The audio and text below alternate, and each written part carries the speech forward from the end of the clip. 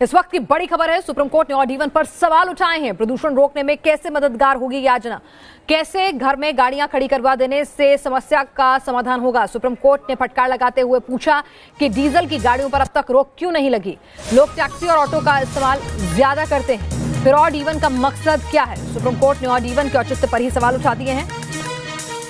प्रदूषण रोकने में ये योजना कैसे मददगार होगी, साथ ही साथ आपको बता दें कि इस बाबत जो है तमाम दूसरे राज्यों को भी फटकार लगाई गई है। कहा यह भी गया है कि केंद्र और राज्य सरकार जो है आपस में आरोप प्रत्यारोप की राजनीति कर रही हैं और दिल्ली वाले परेशान हो रहे हैं।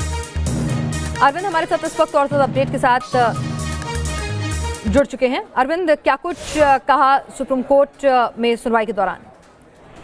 देखिए, सुप्रीम कोर्ट ने बहुत सख्त टिप्पणी की है और कोर्ट ने यूपी, पंजाब, हरियाणा के चीफ सेक्रेटरी को तलब किया है और कोर्ट ने साफ किया है कि राज्य सरकारें सुनिश्चित करेंगी कि एक भी आगे पराली जलाने की घटना नहीं हो, और अगर कहीं पर भी पराली जलाने की कोई घटना होती है तो चीफ सेक्रेटरी से लेकर गांव के सरपंच तक सबकी जिम्मेदारी सुनिश्चित की जाएगी।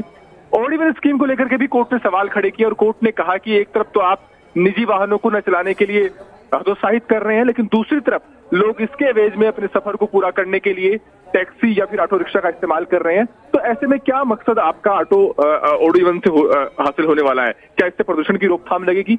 कोर्ट ने यह भी कहा कि बेहतर होता कि आप पब्लिक ट्रांसपोर्ट को बेहतर बनाते, लेकिन 3 साल पहले जस्टिस दीपक गुप्ता की टिप्पणी थी कि 3 साल पहले जब मैंने सुप्रीम कोर्ट में काम करना शुरू किया तो आपने वायदा किया था कि 3000 बसें दिल्ली में 3 सालों के अंदर होंगी, लेकिन बेमुश्किल आप 300 बसें जो है वो नहीं जोड़ पाए हैं। तो कहीं ना कहीं पब्लिक ट्रांसपोर्ट सिस्टम को बेहतर बनाने की बजाय ऑड इवन स्कीम को लेकर के आप क्या मकसद हासिल करने वाले हैं, इस पर कोर्ट ने सवाल खड़े किए हैं।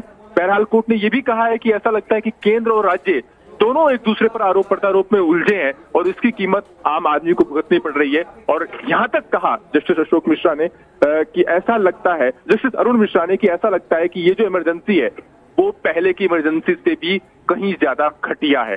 ये सख्त टिप्पणी थी कोर्ट की। बहरहाल परसों इस मामले को लेकर के फिर सुनवाई होगी।